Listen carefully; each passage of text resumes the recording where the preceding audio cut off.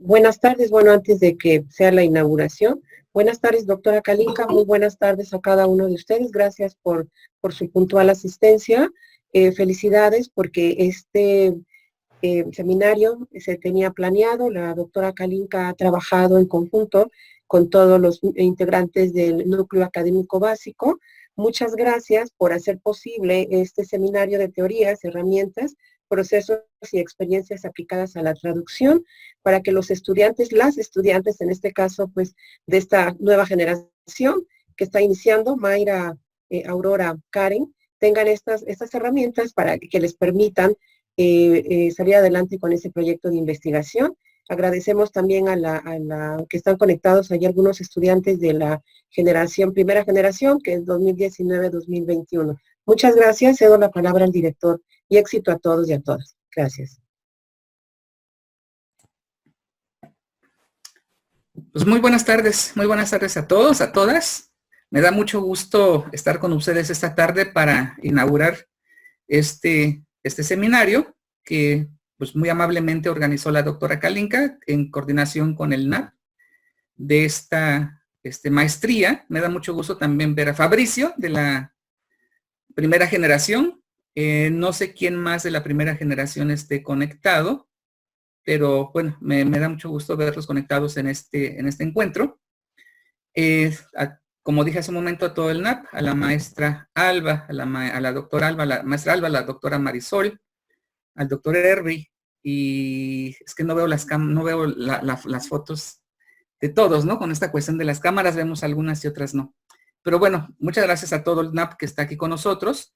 Y creo que estos encuentros son muy importantes porque es una forma de poder compartir, una forma de poder, pues de alguna manera también informar de lo que está pasando en la cuestión de la literatura, de la traducción, en este caso referente a la maestría.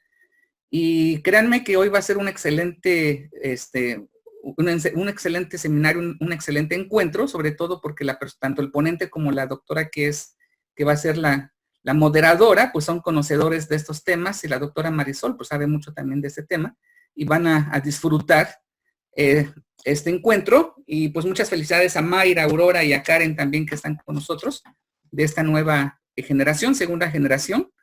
Y bueno, pues enhorabuena, muchas felicidades, doctora Kalinka, muchísimas gracias por todo el trabajo logístico y la organización de este evento, y a la maestra Flor también como coordinadora general de los programas de posgrado por el respaldo que nos dan para este tipo de actividades académicas. Pues enhorabuena, muchas felicidades. Y doctora Kalinka, ¿inauguramos o usted va a decir algo antes? Bueno, un agradecimiento a todos los que se inscribieron, aceptamos y aceptaron la invitación al seminario de posgrado, universidades en los registros como la Veracruzana, la UNAM, del Michoacán, de Baja California, por aquí en el chat de Tamaulipas, Nuevo León, Puebla, en fin, creo que abarcamos Jalisco, un amplio espacio y bueno, habla un poco del interés en estos temas, y esperemos, la organización estuvo centrada precisamente en estas teorías, procesos, herramientas para la traducción literaria, que sea de utilidad, de interés, y que complemente pues la formación que todos estamos buscando también, intercambiar ideas, pero también es que sirva como un vínculo entre programas, ¿no? De programas entre personas de la sociedad civil, entre traductores independientes, entre estudiantes de todos los niveles, desde licenciatura y posgrado, que por aquí están. Entonces, creo que son estos espacios de los seminarios de posgrado la intención de poder discutir, de poder intercambiar ideas, preguntar, dudas, en fin, con confianza y llevándonos algo de aprendizajes. Pues bienvenidos todos, y cedo la palabra al director para que inaugure el seminario. Muchas gracias, doctora Kalinka. Pues bien, es muy grato escuchar que se encuentran pues estudiantes o docentes, gente, público en general, de diferentes espacios, de diferentes estados, y como lo hemos mencionado en muchas ocasiones, muchas veces, pues esta pandemia vino a revolucionar, ¿no? Toda esta cuestión de encuentros, donde a través de estas plataformas tenemos la oportunidad de compartir y de llegar a otros espacios y pues poder tener personas, público de otras universidades o de otros estados, como lo dije, que en los momentos normales, ¿no? De actividades presenciales, pues no podíamos tener este alcance. Pues me da mucho gusto. Bienvenidos todos, todas. Muy buenas tardes. Y bien, siendo las 6 de la tarde con 17 minutos del día 29 de septiembre del 2021, pues damos por inaugurado este seminario de literatura y traducción, de la maestría en lengua, literatura y traducción de la Facultad de Idiomas perteneciente a la Universidad Autónoma Benito Juárez de Oaxaca. Enhorabuena, muchas gracias.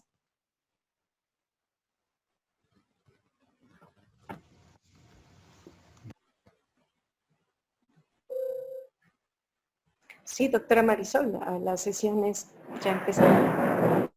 Bueno, pues gracias al maestro Fernando por la inauguración y de este seminario de la maestría, por sus palabras, y gracias a todos ustedes por acompañarnos. Y pues voy a proceder a la presentación de los ponentes. Y bueno, también pues agradecerles a ustedes su presencia, su paciencia. Yo agregaría además que aparte de lo que dijo el maestro Fernando, pues es interesante que se den estas coincidencias entre pues los profesores del norte que nos acompañan en esta ocasión y nosotros que somos del sur, ¿no? Un poco en esta idea de que no tenga que mediar entre nosotros siempre el centro, ¿no? Que a veces nos agobia y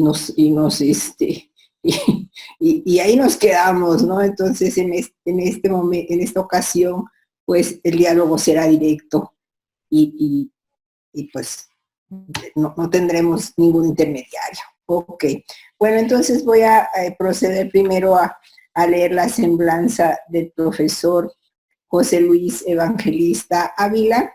Él es doctor en filosofía por la Universidad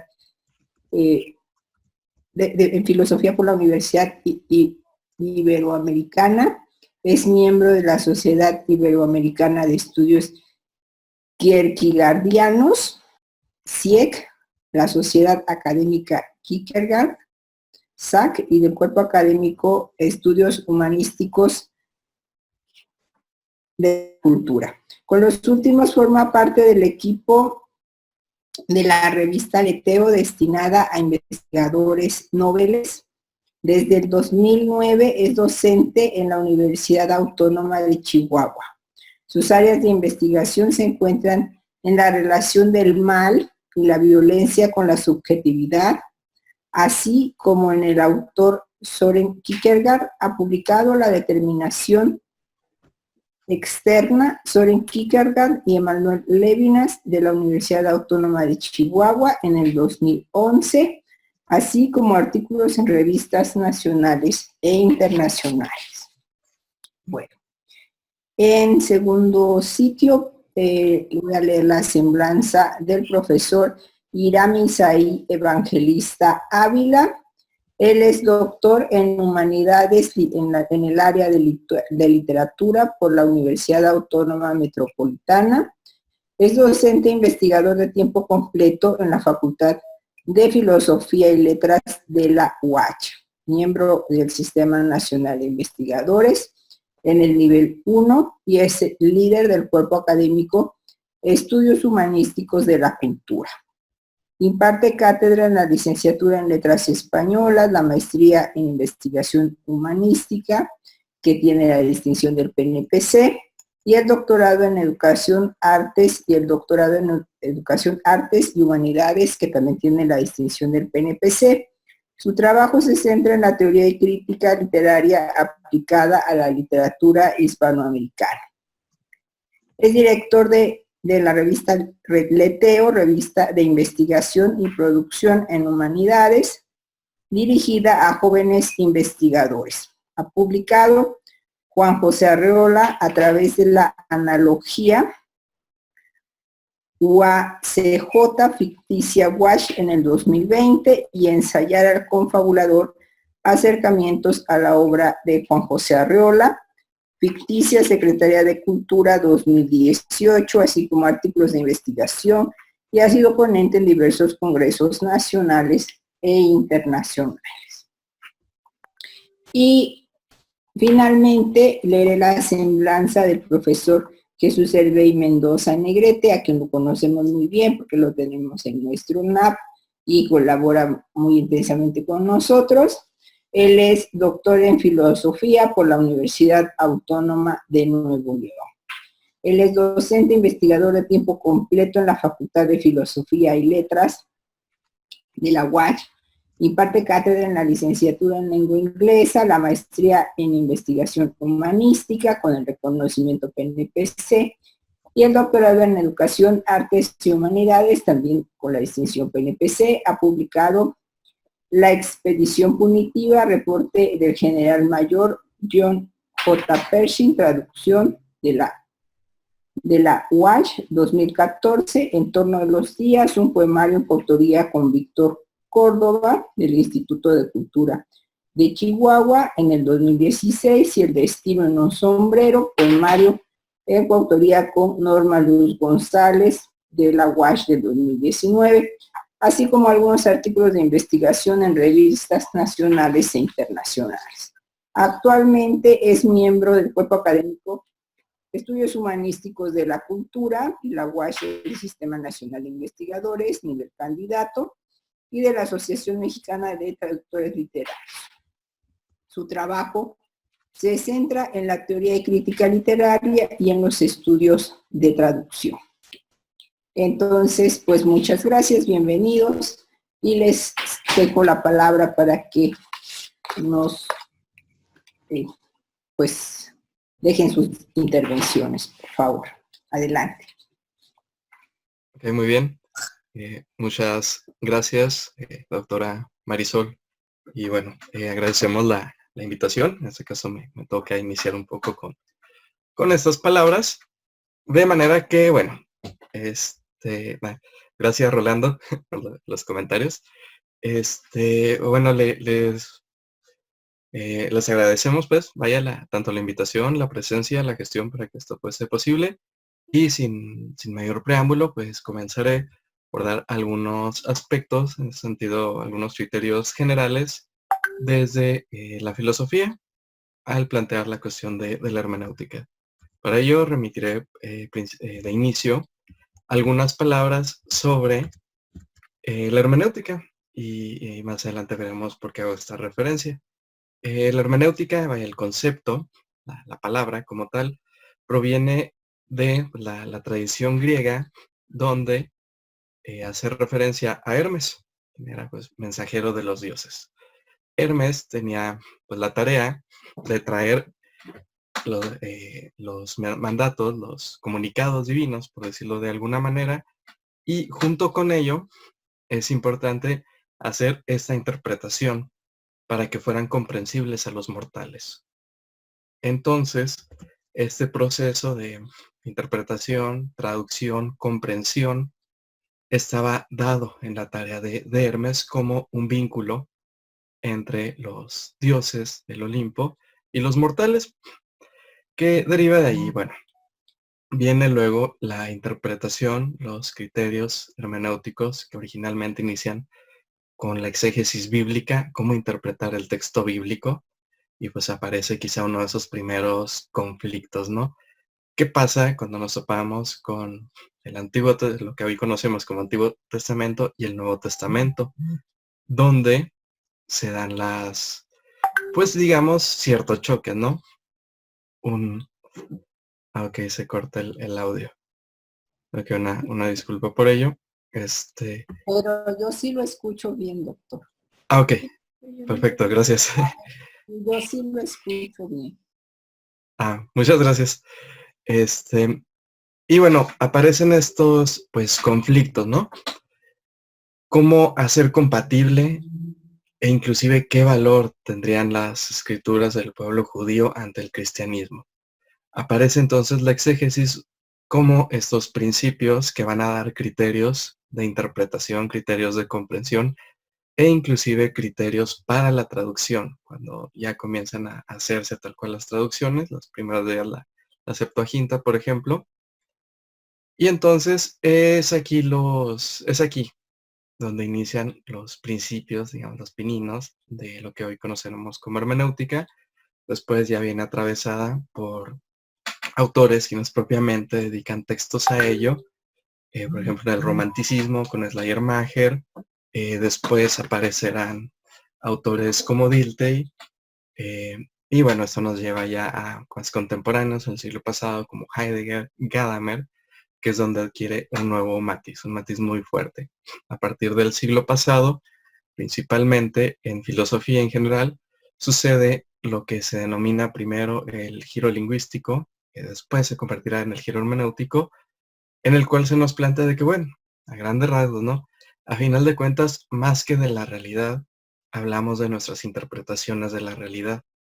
Nuestras interpretaciones de la realidad vienen mediadas por lenguaje, vienen mediadas obviamente por palabras, y estas palabras, como el lenguaje, como lo se conocen como una entidad viva, cambian, se modifican, de manera que pues empieza a haber ciertas situaciones que nos hacen necesario la interpretación de los textos. Y aquí recurrimos a texto, diríamos con Paul Ricoeur, el texto como todo aquello que es factible de ser interpretado. Por decirlo de una manera muy, comillas, sencilla, un poco reduccionista, pues para efectos de esta charla nos sirve.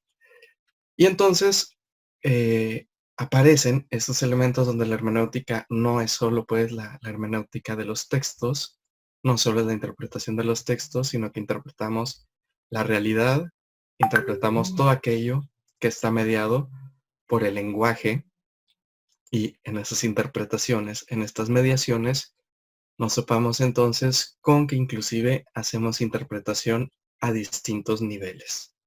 Distintos niveles como, por ejemplo, sería bueno, en nuestra vida práctica, Heidegger nos habla de una hermenéutica de la facticidad, hay muchos elementos que no atraviesan por la conciencia cuando los interpretamos.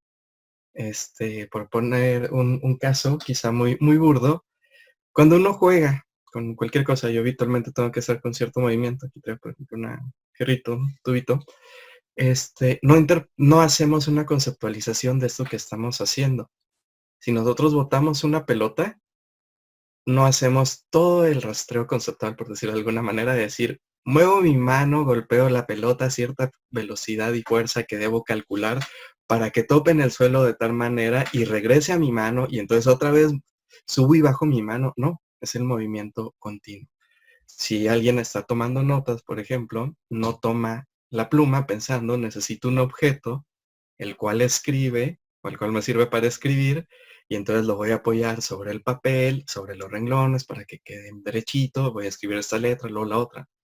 Ya que digan, no, esto sea como una hermenéutica de la facticidad, en el momento se hace una interpretación, y aquí hablaríamos de juicios y prejuicios. No todo conocimiento, no toda interpretación atraviesa por los juicios. Mucho bien dado en función de los prejuicios, aspecto que Gadamer va a retomar.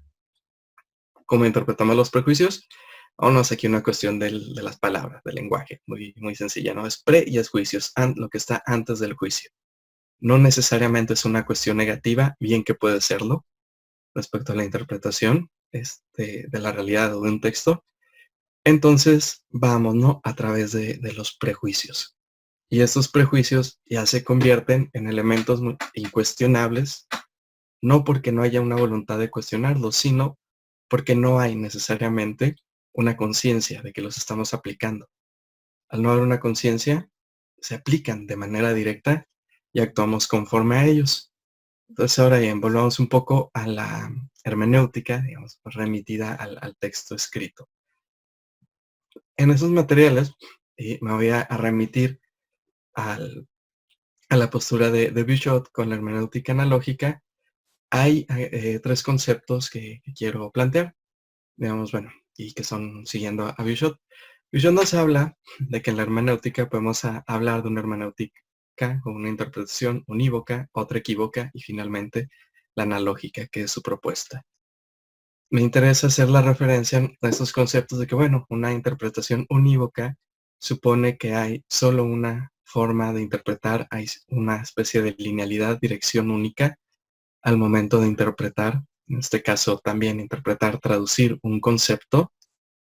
Y por el otro lado, dice, está la ampliación del espectro de interpretaciones en el equivocismo. Entonces, por una parte solo hay uno válido, por el otro hay un universo de posibilidades que se abre. Dice Bishop, ante esto, cualquiera de los dos parece ser una irresponsabilidad. Parece ser reducir a lo que estaba pensando, diría Schleiermacher, a pensar mejor inclusive que el autor o la autora lo que decía. Y la otra es pensar y realmente llega al extremo de imponer al texto nuestra interpretación. Entonces, una cosa sí es hacer un diálogo con lo que está escrito, un diálogo con aquello que nos está interpelando, y otra es ya sea imponerle la multiplicidad o la univocidad. Para ello nos va a remitir a la hermenéutica analógica. En la hermenéutica analógica nos va a plantear, Bishop dice, pues buscamos la posibilidad de hacer un equilibrio entre estos dos elementos. ¿Cómo comprender lo dicho? Pues aquí lo que quiero resaltar es la cuestión de lo dicho. La hermenéutica, la traducción, nuestra interpretación del mundo, de los textos, está en función de lo dicho. Aquí yo quisiera hacer un plot twist, un pequeño cambio y plantear este otro aspecto y que es muy necesario. La hermenéutica también necesita asentarse en aquello que siendo dicho no se dice, en los silencios que se dan por hecho en la hermenéutica. Por eso remarcaba un poquito, ¿no? Si podemos remitir a esas 3 líneas de Bishop, de lo que dice de una manera casi literal, o de una manera completamente alegórica, llena de sentidos, o en un equilibrio, pero también hay que ver qué pasa, cómo atravesar, y este sería como el cuestionamiento de lo que yo les vengo a tratar de despertar un poquito, sería qué hay, pues, cómo interpretar eso que no está dicho. Aquí nos comentan si eso se refiere a la universalidad. En el caso de la interpretación, el unívoco en alguna medida remite a cierta pretensión de universalidad, en el sentido de este es el sentido único y válido para todos. Entonces a un sentido se le quiere dar universalidad. Pero también desde el lado del equivocismo vendrá la pelea y decir, no, ese sentido único excluye. Entonces vamos a hacerlo universal y que cada quien interprete. Entonces dice Bishop, no hace la universalidad, no van por ninguno de esos dos lados, terminan siendo excluyentes, sino más bien por la capacidad de un diálogo para interpelar, para hacer un diálogo, perdón, de un texto, de un discurso para interpelar, para hacer un diálogo, que no nos impongamos a lo que está allí, que no se nos imponga. Pero, ¿cuál es entonces el papel del silencio frente a lo dicho? ¿Cómo o por qué habríamos de cuestionarnos, de plantearnos esta interpretación del silencio? Y aquí podría remitir, digamos, a 3 líneas, ¿no? La primera, 1, cuando planteamos estas ideas del decir, de lo dicho, de que debemos interpretar, digamos, lo escrito, lo expresado abiertamente, estaremos hablando en alguna medida en una posibilidad vinculada a la univocidad. Esta univocidad de un carácter sumamente moderno. Voy aquí a hacer un breve paréntesis, ¿no? Hay un texto de Isaiah Berlin que se llama Las raíces del romanticismo. Parafraseándolo, casi que libremente, o casi que muy libremente y con cierto reduccionismo, nos plantea que sobre todo la ilustración moderna, en la concepción de la cultura de Occidente, tenemos que hay como 3 criterios que van entrelazados. El primero es que todo aquello que sea una pregunta, un problema verdadero, puede ser respondido. Si no se puede responder, está mal formulada la pregunta, está mal formulado el problema, y esto pues cuando atravesamos, ¿no? Por metodología de la investigación es algo que estamos ahí moliendo, ¿no? Quienes llevamos estas materias o quienes dirigimos la investigación, es que tiene que estar bien planteado, porque si no, no puede ser respondido. Entonces, pero lleva de fondo la parte, digamos, negativa. O sea, una parte sí, necesitamos esta metodología, necesitamos plantear bien las cosas, pero por la otra es que excluye una parte de la realidad a la cual denomina pseudoproblemas. Si no puede ser respondido, no existe. Si no puede ser respondido bajo esos criterios, es un pseudoproblema y ¡pum!, queda fuera. Ese es como el primer aspecto que nos dice Isaiah Berlin. El segundo es que dice, bueno, todo aquello que pueda ser conocido, es decir, todas las respuestas, pueden ser comunicadas y aprendidas, es decir, pueden ser dichas. Volvemos, ¿no? Otra vez, lo dicho. Y el tercer aspecto dice, es que debe haber un grado de coherencia entre estas respuestas. Porque si no, pues se crea un caos. Ya la cuestión de la posmodernidad abre en alguna medida algunos de estos elementos, pero sigue manteniéndose, pues, en el planteamiento de lo dicho, en esta posibilidad de decir el todo. En la tradición moderna, la formulación más tradicional, estamos hablando de un decir el todo, y en la digamos, más vinculado al univocísmo, en la posmoderna ya podríamos remitir al equivocísmo, pero todavía está planteado dentro de la estructura del decir, donde somos sujetos activos de la interpretación. El segundo aspecto que me interesa señalar es cuando hablamos de un decir que es limitado. ¿Qué pasa cuando nuestro decir en nuestra escritura es esencialmente limitado? ¿Por qué? Porque ¿qué pasa cuando ya no estamos embebidos en esta tradición ilustrado moderna occidental o posmoderna, donde decimos nuestro decir está limitado, nuestra interpretación, nuestra escritura, nuestros juicios y prejuicios están limitados y no podemos decir, ni interpretar, ni traducir todo? Entonces aquí el silencio comienza a tomar cierta significación, que es aquello que no está del todo dicho. Y podemos aquí derivar dos aspectos. Uno, un sentido en el que estos silencios, en el que estas pausas, este no decir, es una cuestión que es completamente comprensible. Es decir, no puedo abarcar el todo, por lo tanto no puedo decir el todo. Perfecto. Pero, esa es la pregunta en la que habría que centrarnos, ¿qué pasa cuando estos silencios, digamos, son silencios culpables? ¿A qué nos referimos con estos silencios culpables? Bueno, vamos a dejar en pausa eso, que es a lo que vamos a volver. Decíamos, pues, ¿qué pasa cuando no podemos, cuando intentamos decir el todo, aquí en un decir limitado? Y finalmente, ¿cuáles serían ya las interpretaciones o qué pasa con el silencio? Cuando hay un silencio pleno, justamente cabe el peligro de lo que sería, pues, lo que plantea Bishop como una puerta casi abierta al equivocismo. Si no dijo, puedo interpretar lo que quiera, ¿no? Y hasta hay una falacia que nos remite a eso que utilizamos comúnmente, es, bueno, al quien calla otorga. Entonces, como ya cayó, yo interpreto y obviamente interpreto a mi favor. O no, pues es que si está acá, está en silencio, algo está ocultando. Todo este tipo de cuestiones, ¿no? Pero bueno, aquí sí ya notoriamente entran mucho en juego como prejuicios y todo ello. Yo quisiera remitirme, digamos, ¿qué pasa si planteamos una especie de silencio analógico en la hermenéutica? Entonces, esta sería como la pregunta que yo quisiera compartirles un poquito, abonar en ella. Bueno, para la serie de preguntas, ¿no? Ahorita vamos en esa etapa. Y vuelvo a este punto, ¿no? De qué pasa con este decir, o con estos silencios que surgen de la limitación. Sí, hay una parte en la que es comprensible. Es comprensible que no podamos decir el todo. Es comprensible que no podamos interpretarlo ni traducirlo. Sin embargo, hay situaciones donde no decir, no traducir, no interpretar son culpables. Hoy, precisamente, de manera muy providencial, en otra clase, en una clase que tuve por la mañana, me dieron un ejemplo perfecto para esta situación. Y se los voy a comentar. Me decían que había una estudiante de posgrado, pero en Estados Unidos.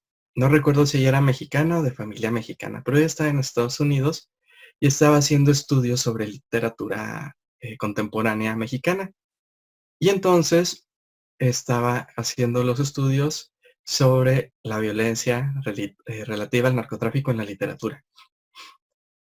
¿Qué pasa? Que empieza a traducir partes de novelas y de cuentos. Los traduce y se los lleva a quien le está dirigiendo la investigación. Y esa persona le comenta, oye, es que no podemos presentar esto. Y dice, ¿cómo que no lo podemos presentar? No, mira, aquí te tengo unas alternativas de traducción. Dice, pues ahora sí, ¿no? Oiga, pues yo hablo español y etcétera, etcétera. Si está comprando que usted también es traductor, se dedica a ello, pero pues considero que sus traducciones, disculpe, no son las más apropiadas. Dice, están muy atenuadas. Sí, dice, precisamente, dices que tus traducciones son demasiado crudas. Dice, no las podemos presentar así. Entonces, pues ya se da este debate y ella, pues su argumento es que en español así está. Y él le dice que es comprensible, pero que entre la academia, donde están, no las pueden presentar así. Entonces, como que esa es la situación, ¿no? Esa es la anécdota. Ya no supimos tal cual fue el desenlace, porque pues, le comentó esa anécdota cuando hacía la tesis, pero ya después ya no se supo, ya no se indagó, pues, cómo terminó. ¿Cuál es aquí la situación que yo quiero hacer significativa? Aquí se trata, uno, sí hay en estas, eran autoras mujeres, de hecho, ahorita las autoras tienen una fuerza para narrar la violencia brutal. Ahorita Liliana Blum, Fernanda Melchor están en un nivel que me fascina, pero bueno. Entonces, nos topamos aquí con que, bueno, ¿qué es comprensible? Es comprensible que se guarden ciertos silencios en la redacción, porque no se puede describir la violencia y transmitir tal como sería el impacto. Bien que se pueden generar otro tipo de impactos, pero no va a ser nunca el impacto visual. En eso es por una parte.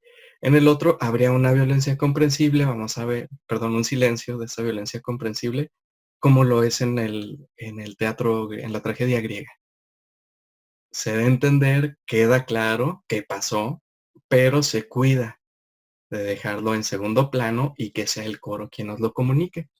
Ok, en esos puntos son comprensibles. Sin embargo, aquí yo me quiero referir a la postura de quien dirige la investigación.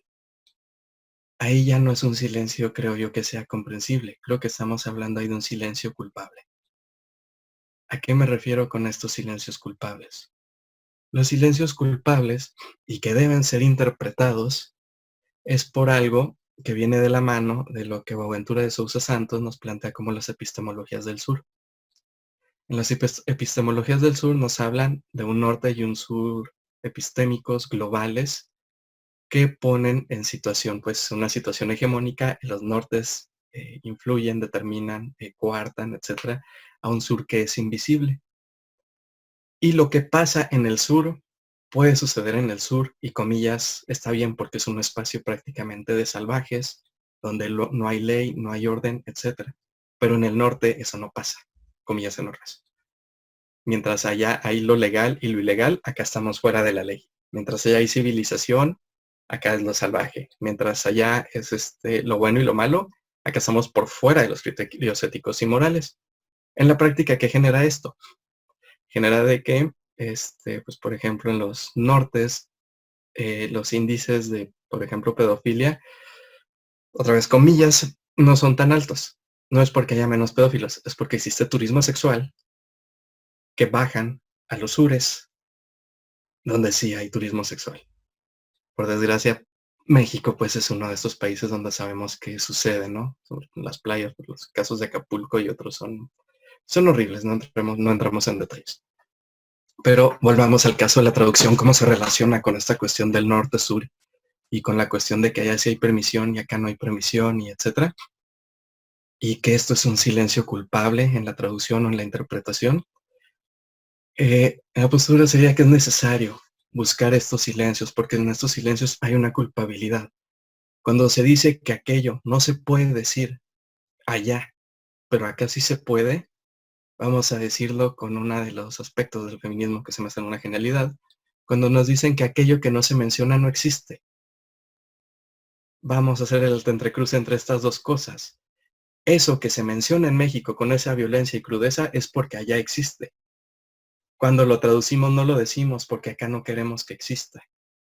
Si lo quieres decir, vete a México, en este caso a México, donde sí existe. Y en otras palabras, esas prácticas están dadas en México. Aquí decimos que no están dadas. ¿Por qué? Esto sería significativo. Porque esto sería muy significativo esta situación. Porque en el fondo este silencio está hablando de permisiones. ¿Qué cosas se pueden decir, enunciar, pueden existir y dónde se pueden hacer? En ciertos lados se pueden hacer y en otros no. De manera que los silencios, las traducciones, las interpretaciones que hacemos, estamos atravesados por esos elementos, donde se hace necesario que además de nuestro bagaje, nuestras herramientas, obviamente en lenguaje, en traducción, etcétera, en lo dicho, nos abren o nos exponen la necesidad de que atendamos a la cuestión de qué son los silencios que están de por medio. Hay cosas que no se dicen porque están dadas por hecho en una época, en una localidad, y pues puede ser un silencio comprensible. En textos medievales no nos planteamos o no nos plantean de manera directa, ¿no? La presencia de, bueno, todo esto te tiene que llevar a Dios, pero sabemos que está presente por el contexto, aun cuando no lo dijesen. No nos tienen que hablar de, en la tragedia griega hay una cuestión del tiempo cíclico.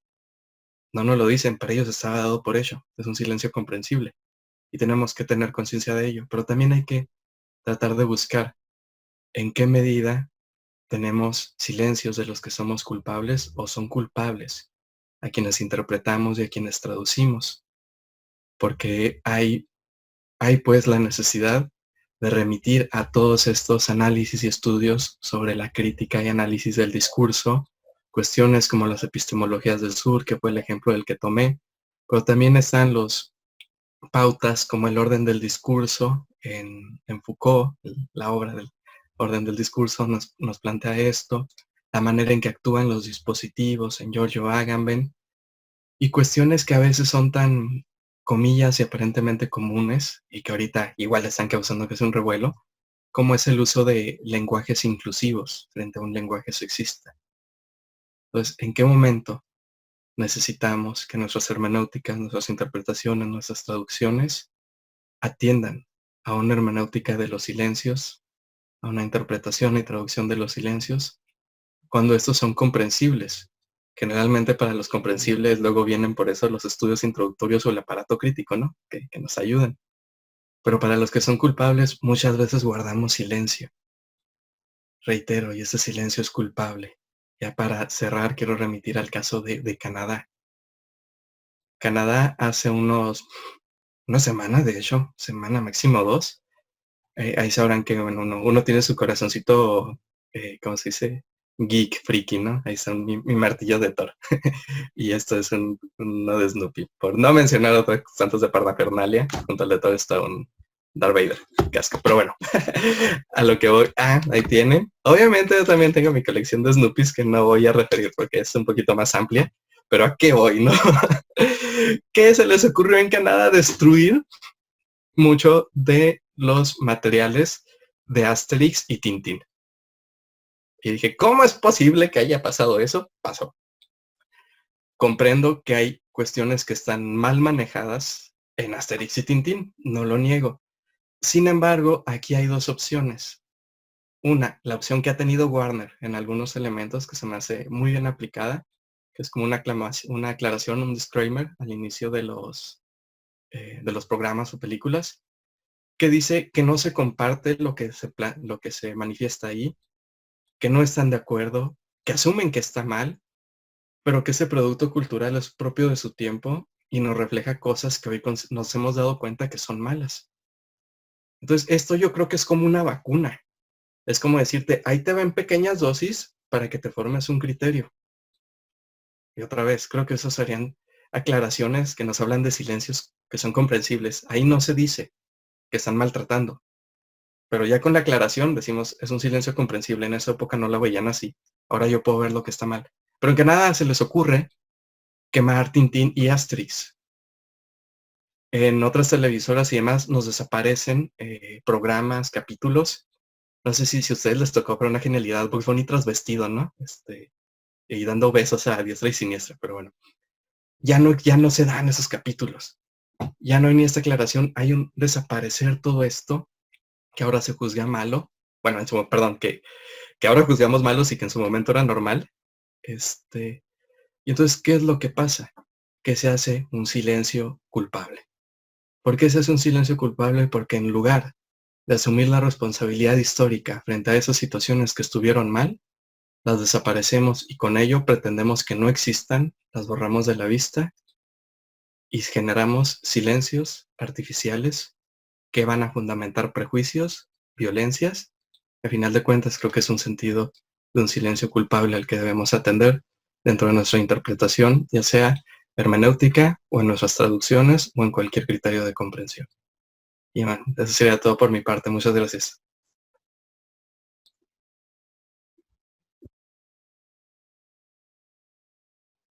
Bueno, pues continuamos, por favor, adelante. Ya ya tenemos una hora y creo que bueno, no sé si tenemos una caducidad en nuestra videollamada, pero ya tenemos, no tenemos una caducidad, bueno, pero ya son casi las 6:50, no, bueno, sí, las 6:53. Entonces, si continuamos, adelante, por favor.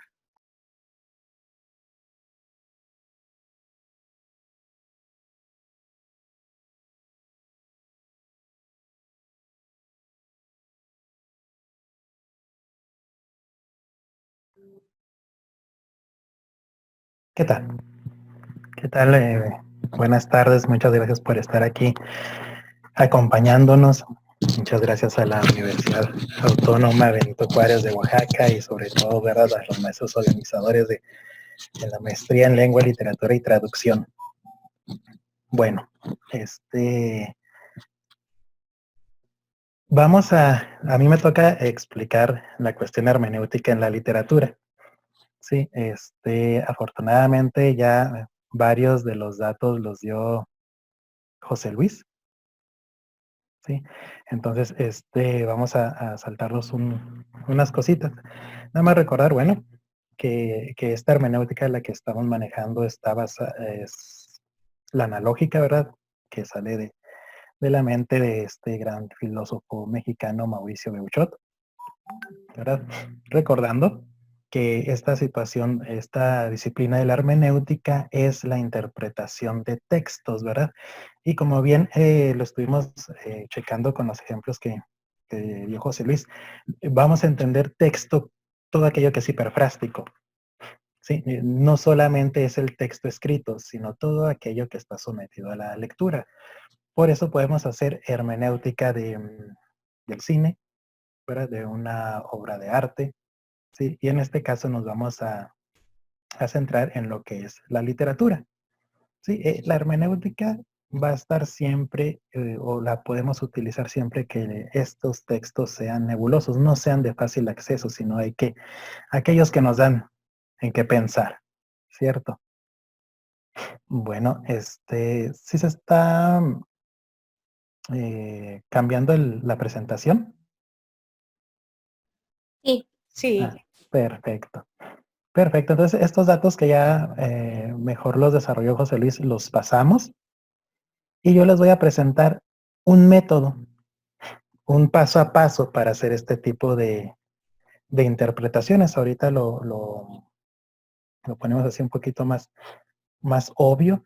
Sí, este método aparece en el libro de Beuchot, Tratado de Hermenéutica Analógica, pero digamos que va encaminado un poquito más a lo que son los textos filosóficos, ¿verdad? Aquí yo hice un cambio, quité unas cositas, puse otras. Sí, no se preocupen, esto está con el aval del doctor Beuchot. Ahí estuve yo un año haciendo precisamente esto en una estancia postdoctoral, ¿verdad? De cómo adecuar esta hermenéutica analógica a una interpretación literaria.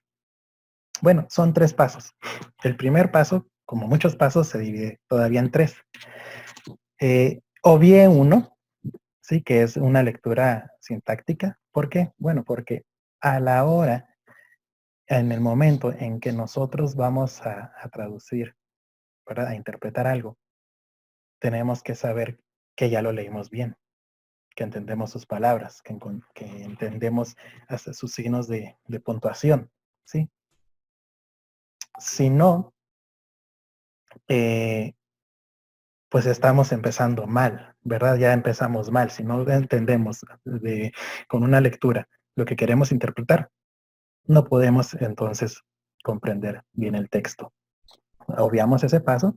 Entonces, en la literatura, ¿cómo podemos interpretarla? Bueno, si queremos acercarnos, aproximarnos a la idea del autor sobre un texto en específico, primero tenemos que conocer bien al autor. ¿Sí? ¿Cómo es esto? ¿Cómo podemos hacer esto? Bueno, si nosotros queremos interpretar algún símbolo, alguna cuestión metafórica, algún antagonista, algún protagonista, tenemos que acudir a otras obras del autor para ver cómo está manejando sus personajes, cómo maneja las acciones, si se repiten estas situaciones en otros cuentos, si los maneja de forma diferente, cómo. ¿Sí? A la hora de comenzar a interpretar una obra literaria se surgen muchas preguntas. Cada pregunta precisamente la podemos contestar a través de estos pasos. Ya cuando nosotros conocemos más textos del autor, podemos acudir a una revisión intertextual. Aquí como ejemplo pongo que si nosotros, yo espero, si no los invito a leer Amparo Dávila, si ustedes han checado los cuentos de ella, como El huésped, Oscar, la señorita Julia, entre otros, se dan cuenta que hay un manejo del personaje similar y que estos personajes a la vez se pueden transformar en símbolos. ¿Sí? Para nosotros afirmar estas preguntas, estas conjeturas, ¿sí?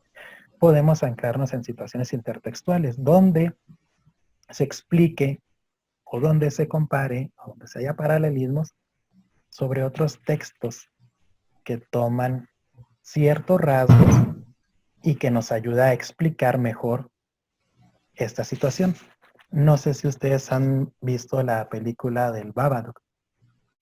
Sí, los invito a verla. Es un personaje completamente daviliano. Sí, habrá que preguntarle a quien la hizo si conoce la obra de Amparo, pero es una película de terror muy recomendable. Entonces, para explicar, para comenzar a comprender y a interpretar un texto, podemos acudir a estos pasos en primera instancia, ¿verdad? A la obra del autor y después a los enlaces que haya con otros textos para empezar a comprender bien, mejor, esta situación. Luego, viene un segundo momento, que es la subtilitas explicandi. Estas subtilitas son sutilezas, ¿sí? Sutileza para explicar, sutileza para implicar.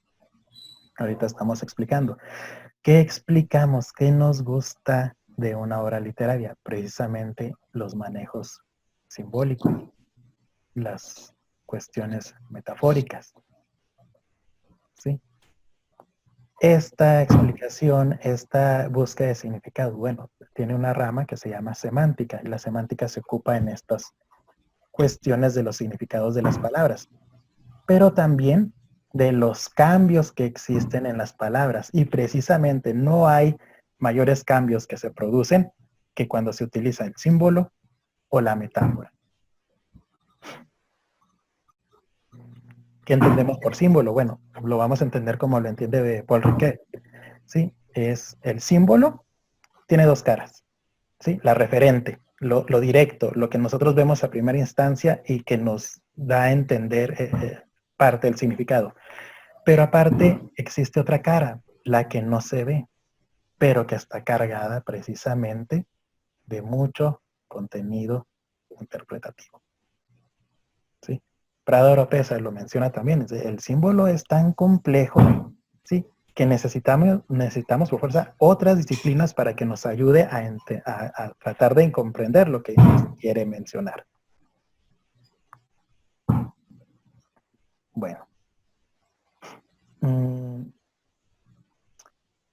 La cuestión metafórica la vamos a ver cuando aparece con la literatura. Cómo lo toma, lo revisa la doctora Chekhov, ¿sí? Ella precisamente toma esta cuestión metafórica como lo que está ahorita mencionando José Luis, como cuestiones de sensaciones, un silencio. Nosotros estamos leyendo algo, 3 puntos, un espacio, cualquier juego literario. ¿Qué necesitas? Es una oportunidad para comenzar a imaginar, es una oportunidad que nos hace sentir, es una cosa que nos evoca todas las experiencias que hemos tenido en ese momento de la narración o en ese momento de la poesía, ¿sí? Cuando están las líneas versales, cuando está el autor escribiendo y existen estos silencios, inmediatamente vienen las evocaciones. ¿Por qué? Porque así es el símbolo, así es la metáfora. Por eso están, porque las palabras no completan, ¿sí? Las palabras no son suficientes. Tenemos siempre que hacer o atraer otros significados para poder acercarnos precisamente a ciertas intenciones. Bueno. Existe un tercer momento. Si ya estuvimos revisando al autor, comparamos su obra, la comparamos con otras referencias, empezamos a explicar símbolos, metáforas. Ahora sí, el tercer momento y donde se da esta mayor carga interpretativa es aplicarlo. Ya supimos todo esto del autor, de su estilo, de otras fuentes, empezamos a entender los símbolos.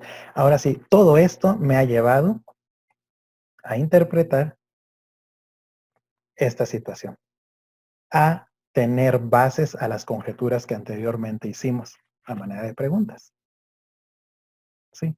De esta manera, en la analogía y en una hermenéutica literaria, tratamos de mediar el significado, ¿sí? Alejándonos precisamente del univocismo, de huirle a una sola interpretación que nos han dado y que a esa la tenemos que seguir, o ¿sí?, también alejarnos a esta multiplicidad de interpretaciones, porque si todos hablamos no nos entendemos, ¿sí?, si todos hablamos al mismo tiempo.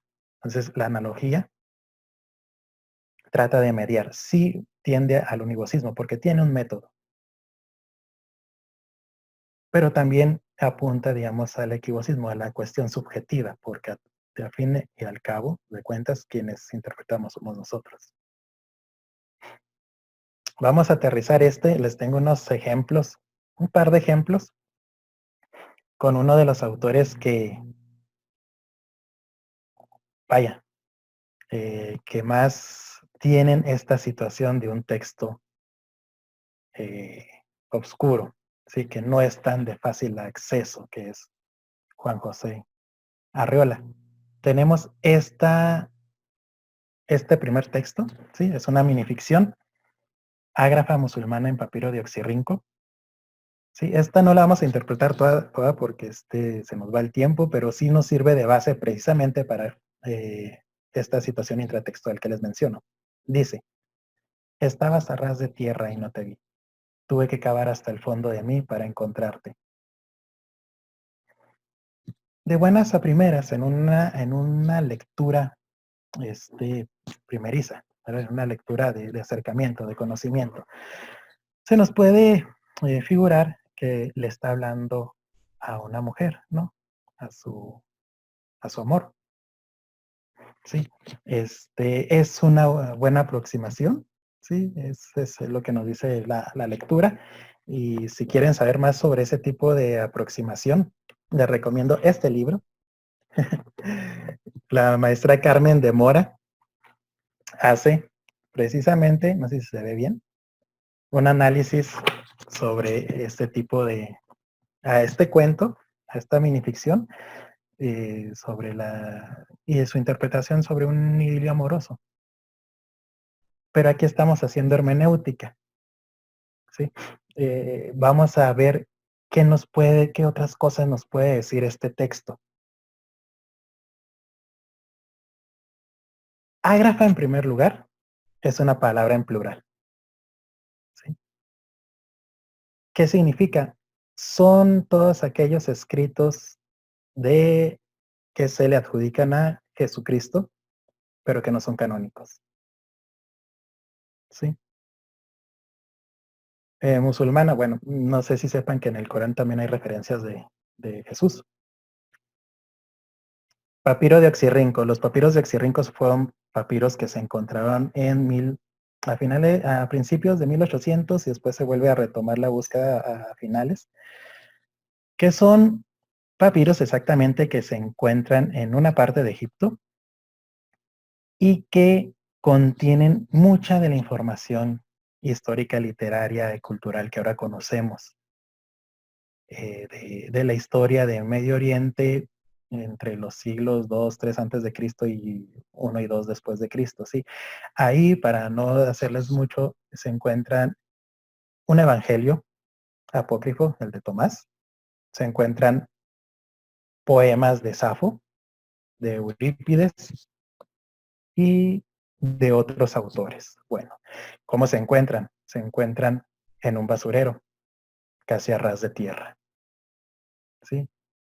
Lo tuvieron que hacer excavaciones pequeñas para encontrar toda esta que ahora es historia y un conocimiento universal. Un poquito de interpretación, ¿verdad? Es probable que Arreola se esté refiriendo a ello, pero también a la imagen de un Cristo histórico. Arreola fue un católico, ¿sí? Tremendo, ¿sí? Pero él dice que su conocimiento de Cristo no es el que le dicta la religión, que él se va más allá, que la creencia de Cristo que él tiene es un Cristo histórico, algo que tuvo que buscar, ¿sí? Algo que tuvo que escarbar, algo que tuvo que encontrar, ¿sí? Dentro de él para poder proyectar esa imagen que ahora tiene del Cristo, ¿sí? Esa interpretación es la que proponemos en este libro, ¿sí? Dirán ustedes, híjole, como que se fue la cuestión de Arriola, sí, es muy ligada a varias interpretaciones, ¿sí? Y tiene temas muy recurrentes. Uno de ellos es la religión, otro es el conflicto del amor, ¿sí? Esas dos son. Bueno, este ejemplo también va a servir precisamente como base para este otro cuento de horror. Uno de los textos más bellos que he leído, la verdad. La mujer que amé se ha convertido en fantasma. O sea, yo soy el lugar de sus apariciones. Ya tenemos una experiencia con Arriola, ¿verdad? Un enlace intratextual de que sabemos que lo que leemos a primera lectura a lo mejor no es lo que realmente nos quiere mostrar las intenciones del autor, ¿sí? En la intratextualidad también encontramos que la opinión del autor es válida, ¿sí? Porque Arriola es uno de esos autores, narradores, de que mucho de su pensamiento se aloja en su literatura. Y uno de esos ejemplos, precisamente donde el mismo autor invita a que sus textos sean interpretados, es en una charla que tuvo con Emanuel Carballo, ¿sí? Precisamente, si ustedes pueden conseguir el libro de 19 protagonistas de la literatura mexicana, léanlo. Es maravilloso ese libro, trae cuestiones literarias y lo que nos gusta mucho, chismes de los autores. Entonces, hay muy buena información, se lee, es maravilloso ese libro. Entonces ellos están ahí platicando y le dice Carballo a Arreola, dice, bueno, dime, esta interpretación es la que yo tengo de tu cuento Los Topos. Y Arriola dice, oye, dice, exactamente, esas eran mis intenciones. Dice, eso era lo que yo quería transmitir. ¿Cómo lo lograste? Y le dice Carballo, bueno, dice, pues es que me chuté toda tu obra. Dice, ya estuve leyendo todo de ti y eso me llevó a esta interpretación. Y es lo que le contesta esto que les pongo en el PowerPoint, ¿sí? Él dice, probablemente sea esta noche, Manuel, el momento en que llego a entender mejor la razón y los propósitos, o sea, de mi trabajo. Si se descubren esos propósitos, o sea, si se interpreta, no resultaré estéril, sino me considerarán un tipo estrafalario. Entonces, una de las cuestiones que Arriola maneja en su literatura y una de las cuestiones que él quiere que se haga es la participación de uno como lector, que complete precisamente esta obra literaria, ¿sí? Que la reformule, que la reconfigure. Y bueno, eso ahí. Una de las temáticas que maneja Arriola en su cuentística, a lo largo de toda su cuentística, es precisamente la imposibilidad del amor, ¿sí? Porque él dice, toda alma está construida para la soledad. Él mismo también menciona, dice, yo cuando estoy feliz y estoy enamorado, no escribo, y se sale puras cursilerías. Tengo que estar dolido, tengo que estar separado para poder yo crear la obra. Un análisis intertextual. Este pedacito de estas dos minificciones se encuentran en un apartado que se llama doxografías, que son unas minificciones de 1 o 2 renglones. Se los recomiendo bastante. Arriola, de los primeros escritores que usaron esta minificción. ¿Qué es una doxografía? Bueno, según Ferrater Mora, la doxografía son dichos, sentencias, pensamientos de varias cosas atribuidas a filósofos. Si nosotros jalamos este término a lo que Arriola nos pone como subtítulo de una serie de minificciones, podríamos decir que es eso, pero mimetizado, ¿sí? Mimetizado en una minificción.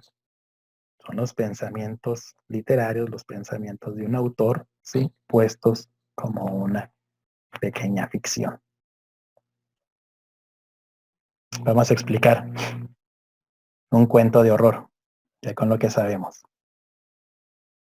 Y a ustedes les digo, ¿qué es un fantasma? ¿Qué se les ocurre que es un fantasma? ¿Sí? Esas imágenes, ¿sí? Esas formas, esa experiencia que ustedes han tenido con este símbolo del fantasma, ¿sí? No es algo bueno, ¿sí? A menos de que se haya aparecido un fantasma y le digan, te vas a sacar la lotería. No, generalmente el fantasma viene a perjudicar, ¿sí? A romper una estabilidad, ¿sí? Esas son sus características, ¿sí? No viene a algo bueno, no está por algo bueno, ¿sí? Al contrario. Ahora, precisamente, según el folclore, ¿dónde se aparecen estos fantasmas? Porque ese lugar está encarnado por el personaje narrador, ¿sí? Aquí lo dice, yo soy el lugar de sus apariciones. Panteones, lugares lúgubres, solos, aislados, casas abandonadas, ese es el sentir del narrador.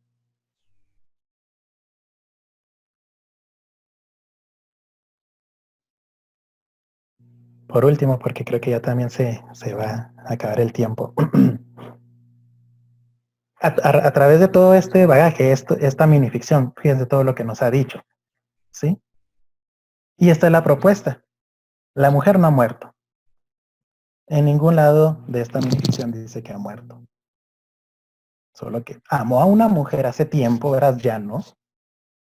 Y esa situación, esa relación es un fantasma que lo atormenta, que la evoca como una memoria, como una imagen, y esta imagen lo atormenta, ¿sí? Dos cosas. Se cumple un pensamiento del autor. En doxografías aparece, que es la imposibilidad del amor. Y otra situación, al hacer estos ejercicios cumplimos pues uno de los propósitos de Juan José Arriola, ¿no? Que es interpretar su cuentística. Bueno, espero que más o menos hayan captado cómo la hermenéutica nos ayuda a elaborar otros acercamientos a la obra de los autores, ¿sí? Les digo, esto también se puede llevar a las cuestiones de cine. Les recomiendo un cortometraje muy bonito que hicieron de La Migala. Ahí lo ponen en YouTube, ¿sí? Esas fueron las fuentes, ¿verdad? Que utilicé. Y pues les doy las gracias por su tiempo.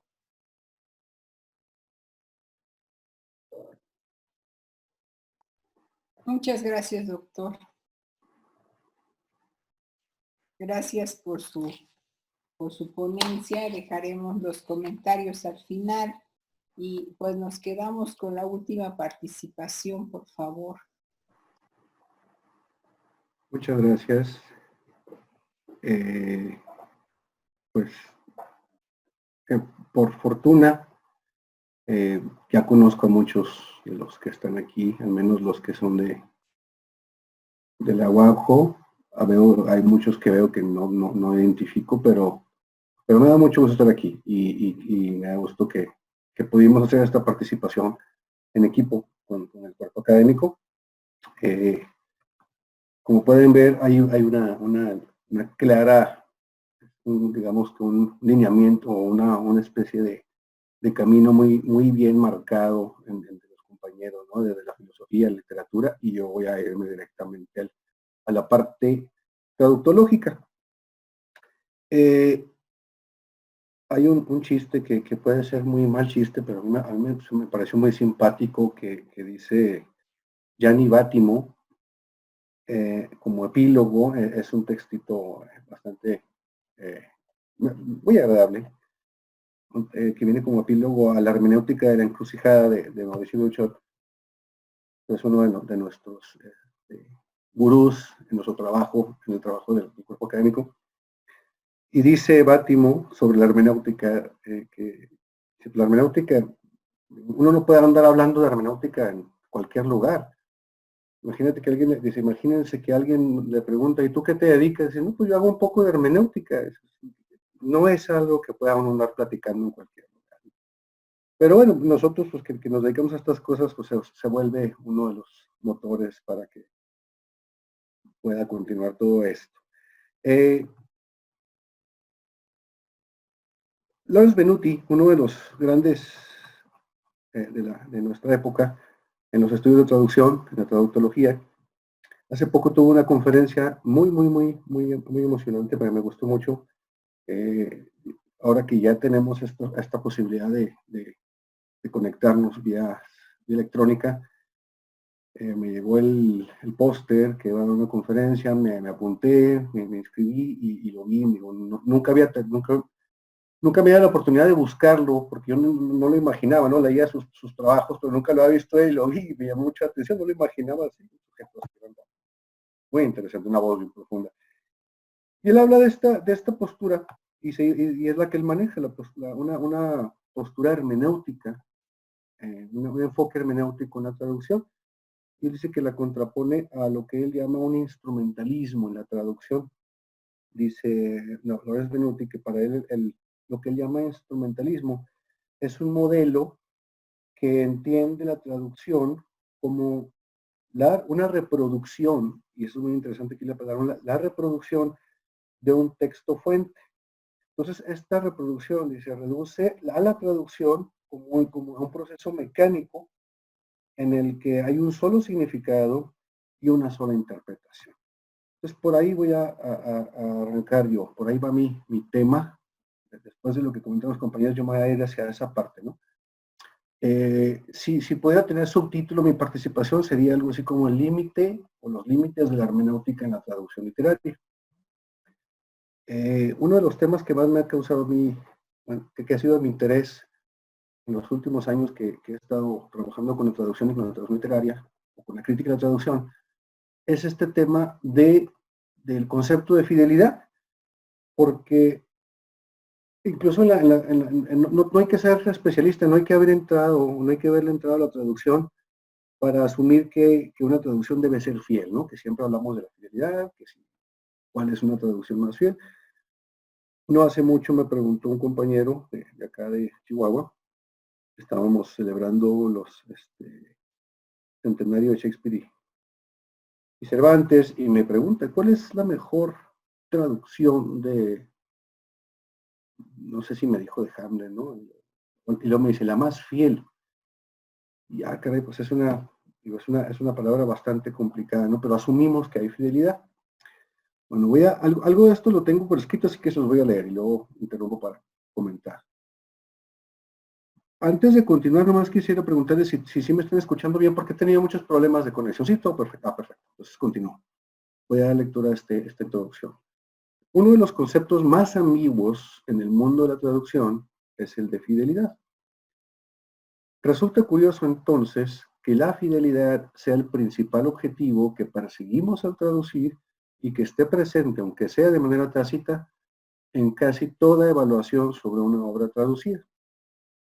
Una de las causas de este fenómeno, según Christian North, es que el término fidelidad se ha tomado como sinónimo de uno de los conceptos que mayor alcance han tenido al menos, sigue vigente en la segunda mitad del siglo XX y hasta ahorita, que es el concepto de equivalencia. Bueno, esto resulta extraño, ya que el concepto de equivalencia ha sido interpretado de maneras muy distintas. Entonces, suponer que una traducción puede ser fiel a su original o equivalente al original en todos los elementos, se basa en la idea errónea de que entre el texto original y la traducción pueda darse una relación de identidad. Ya se ha trabajado mucho, pero todavía hay detractores y todavía hay como una especie de resistencia a asumir o a entender que entre el original y la traducción, o más bien que son dos hechos diferentes. El original y la traducción no son la misma cosa. Bien. Allá por los finales de los 50, creo que fue en el 59, por ahí. No apunté el dato y bueno, pero creo que fue el 59.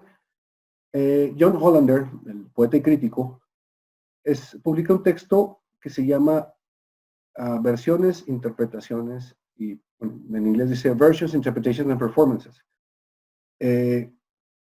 Ahí John Hollander hace una observación muy incisiva a un texto de Ezra Pound.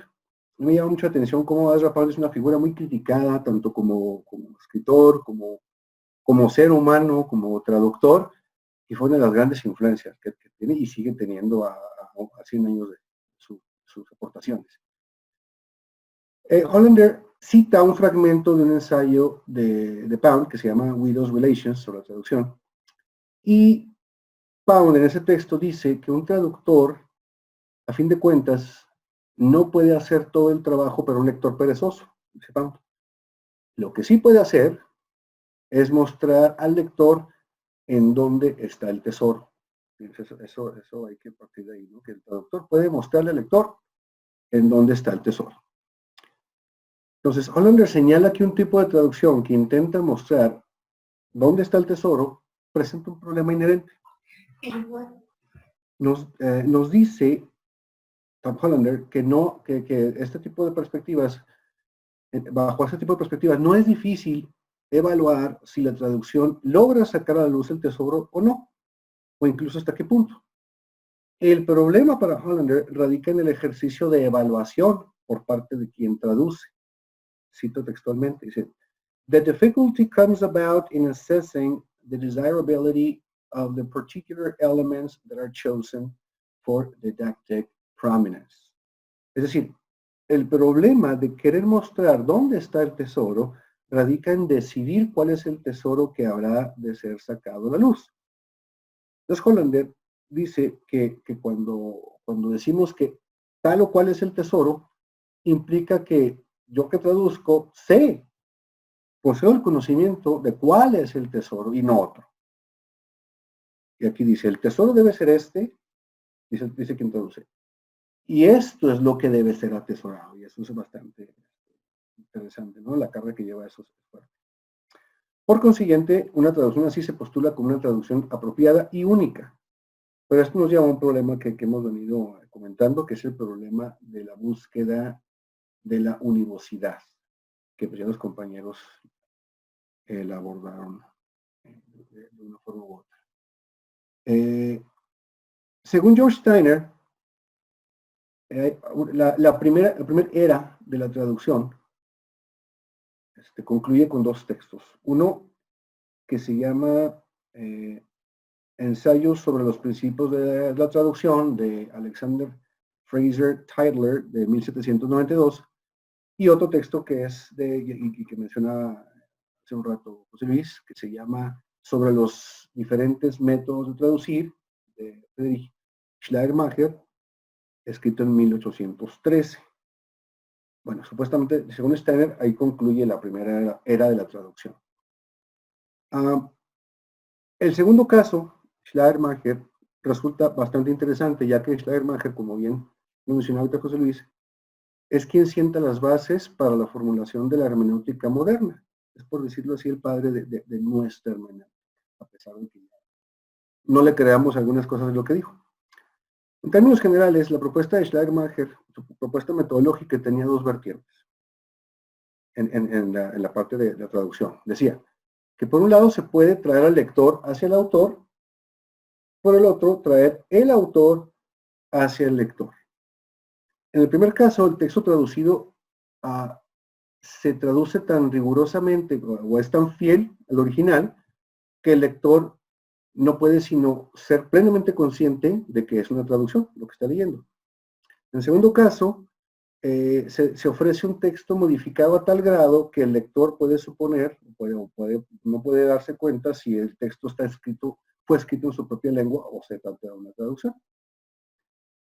Bueno, cabe señalar que estas posibilidades, que lo que ofrecen estas posibilidades actualmente pudiera ser cuestionado en cuanto a su carácter de traducción propiamente dicha. El primer método constituiría lo que se entiende como traducción filológica, que en ocasiones se utilizó para el aprendizaje de idiomas, como lo mencionó Alfonso Reyes en el prefacio a su versión de la Ilíada de Homero. Y por otro lado estaríamos hablando de una adaptación o una imitación, o algún otro texto de una índole similar, ¿no? La aportación de Schleiermacher a los estudios de traducción pues es de gran importancia, sobre todo en el sentido histórico. No obstante, lo que es de relevancia en este punto no tiene que ver con las maneras de reformular, recrear o reescribir el texto traducido. Ahorita vamos a volver más tarde a eso. Aquí lo que intento decir es eso que ocurre antes que plantea, ¿no? Y que inevitablemente afecta el ejercicio posterior. Es decir, la parte que tiene que ver con la hermenéutica. La propuesta de Schleiermacher con respecto al ejercicio hermenéutico se puede resumir de manera pues, muy simplista como aquel ejercicio en el cual el intérprete o hermeneuta logra comprender al autor más de lo que el autor se comprendía a sí mismo. Bueno, en este ideal metodológico, la comprensión de la expresión de pensamientos de otra persona, del autor, consiste en una especie de reconstrucción o reexperiencia del proceso mental que ocurrió en ese autor al momento de experimentar la construcción de la obra. Entonces, la comprensión se fundamenta en la certeza de una operación, una especie de adivinación, dice Santiago Garbós, adivinación como reconstrucción. Entonces, más que comprender el sentido del texto, esto significa comprender al autor como un individuo concreto en el marco de su mundo conceptual y lingüístico. Al volver a la propuesta traductológica de Schleiermacher, encontramos un punto ahí interesante. En su ensayo, Schleiermacher ejemplifica el segundo método a partir de una situación hipotética de un traductor que traslada, se dice, un texto del latín al alemán. Al relacionar su propuesta hermenéutica y su propuesta traductológica, encontramos que para Schleiermacher, el traductor, en su comprensión del autor latino, comprensión que ya mencionamos, al traducirlo al alemán, es capaz de revivir la experiencia creadora desde otra cultura y otra lengua e introduce un texto directamente en el mundo de los alemanes y lo convierte en uno de ellos. Me parece sumamente interesante esta propuesta, ¿no? Porque yo trato de imaginarla, ¿no? No sé, me gusta mucho a mí, de los autores que leo mucho en traducción, porque no domino el idioma, y estoy nunca creo aprenderlo para leerlo, a Miłosz, el escritor polaco. Entonces, cuando lo escribimos en español, si lo pensáramos como Schleiermacher, tendríamos que traernos a Miłosz al siglo XXI e imaginarlo pensando como mexicano.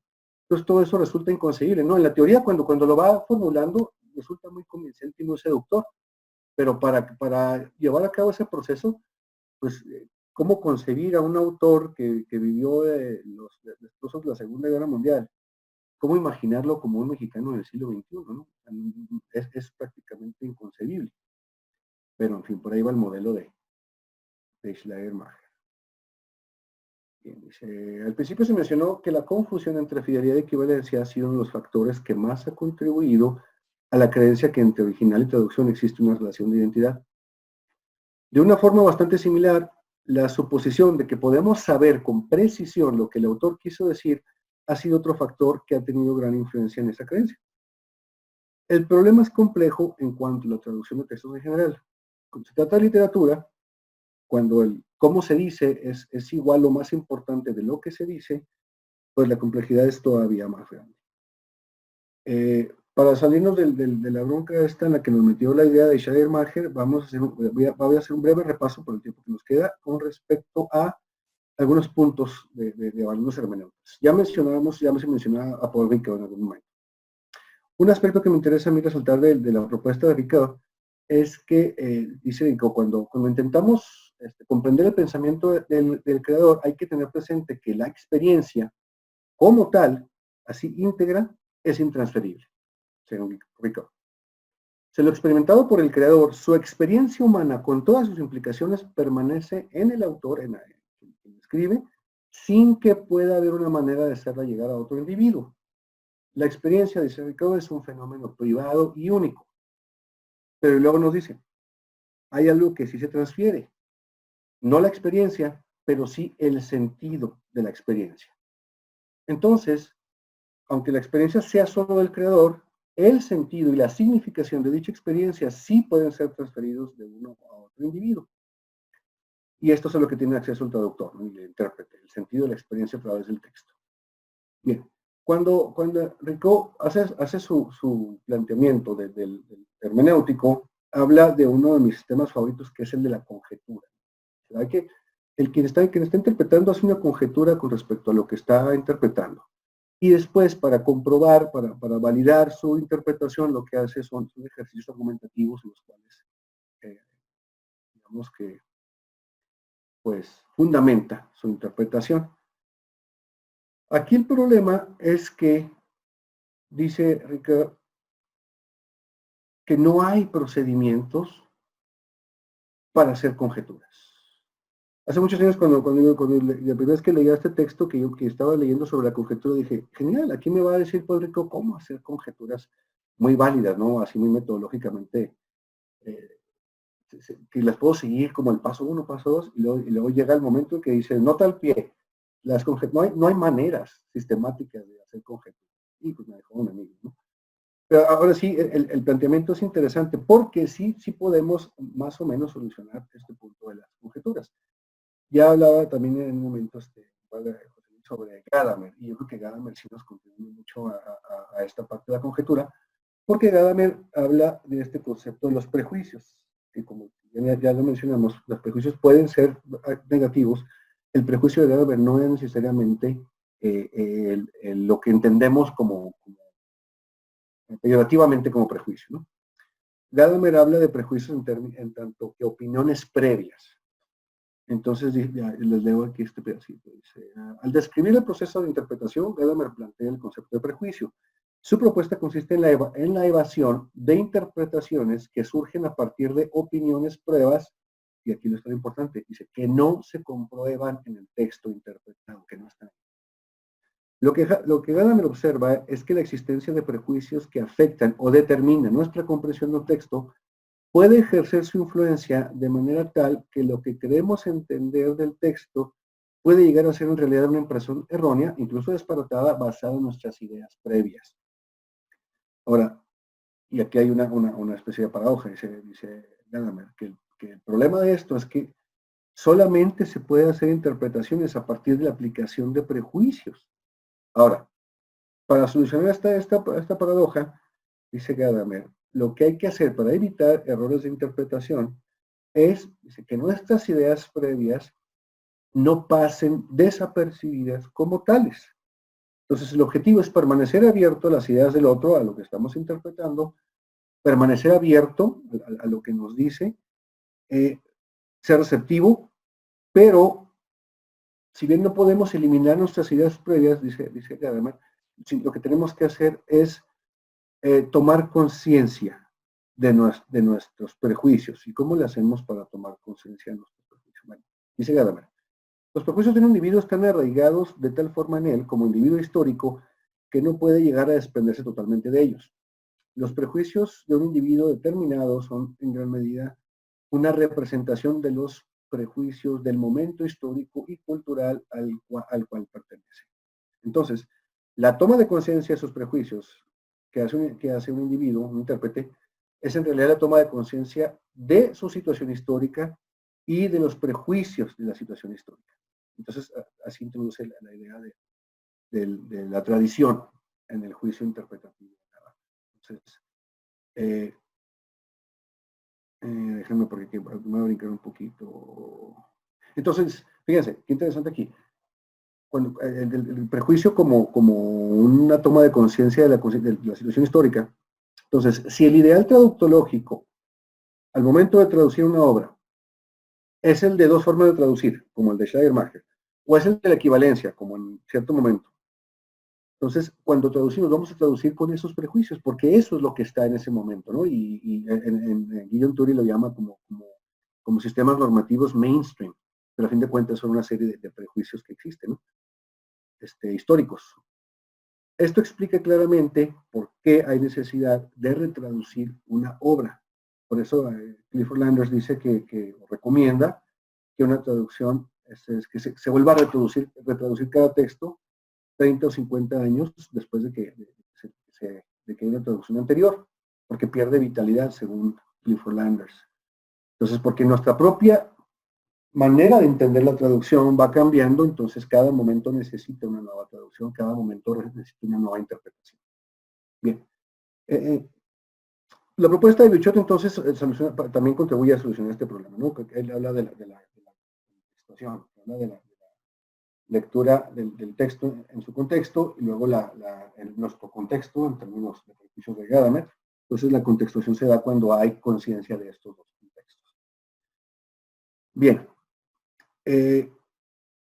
Hay un punto aquí para concluir que a mí me resulta bastante el donde está el límite del ejercicio interpretativo, de la hermenéutica en la traducción literaria. Y lo cierro así. Lo que hasta aquí queda aún en el aire es explicar cómo se reescribe la obra que se traduce, de cómo se vuelve a crear. Hablamos de cómo se interpreta. Pero bueno, el traductor, si bien es hermeneuta, tiene que ir más allá. Interpreta y luego tiene que volver a crear la obra. No tiene que argumentar, no tiene que construir argumentos, sino tiene que construir la obra otra vez, o construir una obra otra vez. Entonces, hay un ensayo de Borges que no sé si conozcan, si no lo conocen, lo recomiendo mucho, se llama Las versiones homéricas, y tiene una máxima con la que abre el ensayo. Dice: ningún problema tan consustancial a las letras y su modesto misterio como el que propone una traducción. Entonces, la parte que recrea la obra, ese ejercicio que recrea la obra en el proceso de traducción, resulta tan misteriosa como la parte creativa del autor al crearla. A veces, y algunos autores dicen esto, algunos escritores, algunos creadores dicen que la obra muchas veces los encuentra a ellos como autores y no los autores que encuentran la obra. Por eso, Robert Bly, el poeta y crítico, dice en un libro también que les recomiendo mucho, se llama The 8 Stages of Translation, nos dice que para traducir literatura es recomendable que el traductor también se ejercite en la creación literaria, aunque sea por gusto, ¿no? Que pues yo creo que quien escribe literatura no lo hace por otro motivo más que por gusto, no creo que lo haga por otro motivo. Bien, entonces hasta aquí, para dejar un tiempecito para ver si hay comentarios, preguntas y abrir el diálogo. Muchas gracias. Bueno, pues no tenemos muchos minutos para que tengan ustedes mucha valentía y hagan sus preguntas. Yo quiero pues agradecer enormemente la sabiduría que nos han repartido generosamente esta tarde los ponentes. Fue verdaderamente, han cubierto todas las áreas que eran necesario ser cubiertas, la filosofía, la literatura y la traducción que tanto lo necesitábamos porque bueno, yo hago lo que puedo con la parte que a mí me corresponde, que es la literatura, pero yo no invado otras parcelas ajenas, ¿no? Soy muy respetuosa de los territorios que no son los míos, y entonces esto que dije, lo que dijiste, Hervé, de la traducción me parece muy interesante, pero por ejemplo, yo que he trabajado durante un montón de años a Cortázar, el Cortázar que yo no he trabajado nunca es el Cortázar traductor. Entonces, pero ya le di esa chamba a un estudiante y ya hizo ese trabajo por mí. Entonces, y hizo una tesis sobre eso, de hecho. Entonces, sí, yo estoy convencida de que sí, la traducción literaria sí la debe de hacer alguien que escribe, y veo que pues tú escribes, ¿no? Entonces, creo que ahí hay pues una coherencia bastante interesante, y será bonito ver qué escriben y qué producen los tres en el futuro, ¿no? Como un trabajo de equipo. Y luego, pues, a Irán le agradezco enormemente que haya sacado a colación el tema del Babadook, que es una de las películas que más amo y siempre la saco a colación en todos mis cursos, venga al caso o no, porque me parece que es una película fascinante. Yo pienso que hay que ponerla el 10 de mayo porque es una conmemoración a la maternidad, deseada y no deseada.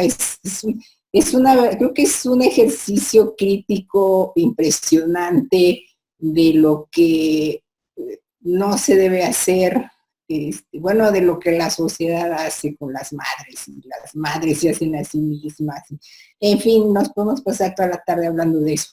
Pero me gustó mucho todo lo que dijiste y estoy de acuerdo con lo que dijiste. Nunca había pensado el tema de... Nunca había pensado a lo de Arreola, con esta interpretación maravillosa que diste del desenterramiento de la religioso. Me parece que tienes toda la razón, porque como todo buen jalisciense, sí tiene toda esta onda católica, y sí debe ser cierto que debe ir por ahí una parte del contenido de este cuento. Entonces, pues no sé quién se anima y quién quiere preguntar cosas. Levanten su manita virtual y láncense. Acuérdense que no hay ahora sí que no hay malas interpretaciones, hay interpretaciones que no están bien fundamentadas. Ese es nuestro precepto de la noche de hoy. Hay una pregunta aquí en el chat de Andrea Isabel Domínguez. Bueno, me voy a adelantar a contestar. A ver, dice, entonces podemos tomar la hermenéutica analógica como un ejercicio previo a la traducción de un texto. Pues a ver quién se anima a contestar. Yo sugeriría que sí, que es un ejercicio bastante útil, un ejercicio esclarecedor, sobre todo en estos momentos en los que tenemos dudas de lo que estamos traduciendo, que hay inseguridad. Entonces yo creo que esto nos ayuda a aterrizarnos, a encontrar, a poner los pies en la tierra de lo que estamos interpretando, y digamos que todo este ejercicio de investigación que implica la traducción, digo, muchas veces habrá los amateurs que abren el texto y empiezan a traducir, ¿no? Sabemos que hay que investigar, hay que leerle un poquito más allá de lo que estamos traduciendo, pero precisamente es lo que mismo Lucho plantea, ¿no? En la hermenéutica analógica, que hay que ver otras interpretaciones, hay que ver desde dónde se ha leído para encontrar el punto analógico, encontrar como el medio justo, donde están las interpretaciones, y a partir de ahí contraponerla con la propia y poder pasar a la parte recreativa. Yo recomiendo mucho como perspectiva, como enfoque, como postura, sobre todo como postura, la hermenéutica analógica de Lucho. No sé si quieran añadir algo los compañeros Pepe o Irán. Nuestras chicas de la maestría tendrían algo que preguntar respecto a sus propios trabajos que están ahorita en desarrollo. Pues anímense. Ahorita callen ahora. Digo, hablen ahora o callen para siempre.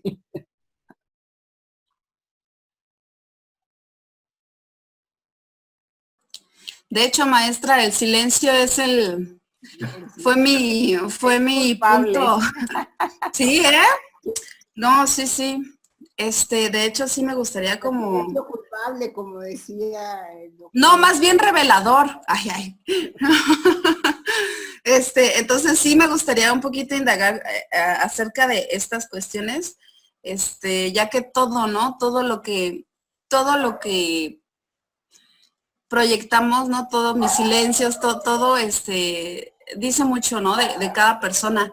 Ahora, la cuestión aquí es como, transportar esos matices, ¿no? De personalidad a la obra literaria, ¿no? A la creación. Yo quiero hacer una pregunta, quizás, ¿cómo podría ser o qué ejercicio literario podría yo hacer, como para desarrollar mi sello personal, por ejemplo, ¿no? O sea, mi estilo literario. ¿Cómo es que yo escribo? ¿Y cómo determinarlo? Porque muchas veces me quedo con, con la duda de qué es lo que escribí, ¿no? Si solamente, no sé, cadáveres exquisitos o pura, no sé, o sea, de repente me confundo en esa cuestión de por qué estilo o por qué, qué debo de empezar a escribir para autodescubrirme como escritora, por así decirlo. Si los compañeros me permiten, tengo una observación ahí que digo, mira, yo te platico así en algún momento de algún taller de creación, y yo coincido con esta postura que plantea que la búsqueda de una voz, ¿no? Que es mi voz, mi estilo, mi manera de escribir, realmente no debe ser una preocupación importante. Más bien debe ser afinar, digamos que los recursos, ¿no? Saber tener claridad, saber encontrar las palabras correctas. A mí me gusta mucho este diálogo supuesto, según Alfonso Reyes, no sé si existió, pero según Alfonso Reyes, le dice el pintor Degas al poeta Mallarmé, que eran muy amigos, yo los imagino, muy refinados, platicando con un cafecito, y le dice Degas a Mallarmé: querido Mallarmé, sabes, yo tengo mucho tiempo libre y me gustaría escribir poemas, y tengo muchas ideas. Y Mallarmé le responde: querido Degas, la poesía se escribe con palabras, no con ideas. Y yo sugeriría eso, el artificio, ensayar el artificio hasta que te canses, y en algún momento la voz te va a llegar. Yo creo que esa encontrar una voz llega después de haber ensayado muchas otras voces. No sé, Irán, tú que escribes narrativa, ¿cómo lo pondrías? Sí, igual que en los talleres de narrativa ahora que hemos dado acá en la Facultad de Filosofía y Letras es escribe, sí, despreocúpate, y en el momento que ya tengas tú dominado, pues ahora sí que lo vas a encontrar. Precisamente Beuchot dice, yo escribo a diario, una hoja, 2 hojas, lo que sea. ¿Sí? No todo vas a leer como El Señor de los Anillos, ¿eh?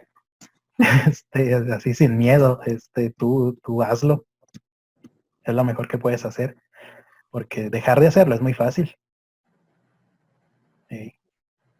Y tener la disciplina de estar constantemente, o sea, estar constantemente ahí es lo difícil. Y ahí, en uno de esos vas a encontrarlo, pero no lo busques porque te vas a tardar más. Llega solo. Tiene Aurora una pregunta interesante en el chat. Para lograr una hermenéutica analógica, dice Aurora, ¿será necesario comparar interpretaciones de otros críticos con la propia o solo comparar las propias hipótesis, tener varias para después jerarquizar? Esa es una pregunta. Y luego, ¿tiene la filología que ver en el proceso de interpretación, traducción de la lírica moderna? Yo me pido la segunda pregunta para responderle. La otra se las dejo a los compañeros. No sé, José Luis, tú o yo.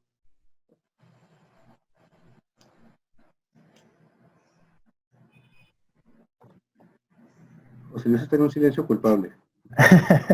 Sí, no, Está yo iría difícil interpretar eso, ¿eh? por tu lado. La cuestión de la filología, tengo mis complejidades con ella. Pero bueno, ya tomé un poquito la palabra. Bueno, la cuestión de comparar interpretaciones. Sí, ¿verdad, Roy? ¿Pediste la segunda? Sí. Ah, menos mal. Y bueno, antes de pasar a ello, nada más, para la cuestión de la escritura, y yo asumiendo que yo soy quien escribe peor de los tres, batallo mucho para escribir bien. Sí escribo mucho, pero no escribo bien. Escribir es reescribir. Y ustedes hacen traducción de idiomas, yo hago traducción de del español evangelista al español que sea comprensible. Y aún así batallo, ¿no? Entonces, escribir es reescribir. Y a mí la cuestión esquemática y metodológica, para cuando son textos académicos, trato muchas veces de hacerlo más esquemático. No, me sale, pero trato para hacerlo lo más comprensible posible. No es una voz, pero es el texto del que habla. Bonito escudo, ¿no? Dijo Bob Esponja, la vieja confiable. Es el texto el que habla, no tu voz. Entonces, vamos partiendo de allí. Y respecto al otro, vaya, la cuestión de comparar interpretaciones, bueno, hay que ver también, ¿no? Que interpretaciones, no porque alguien ya interpretó, te comentaba muy bien la autora, está fundamentado. Entonces quizá también sería muy importante, más que nada, comparar fundamentaciones. ¿Cuáles son los criterios interpretativos que nos revelan otras interpretaciones más que la interpretación per se? Porque a veces las interpretaciones son unas imposiciones brutales, sumamente equívocas o sumamente unívocas, pero nos revelan criterios muy significativos, en donde una interpretación podemos no estar y decir que no está fundamentada, pero lanzar como criterios que podemos retomar y eso será muy, muy, muy interesantes. Sí, sería eso. Pero... Adelante. Con respecto a la parte de la filología en el proceso de interpretación-traducción, en general, yo te hablo en términos generales y me gusta mucho el planteamiento que hace Alfonso Reyes.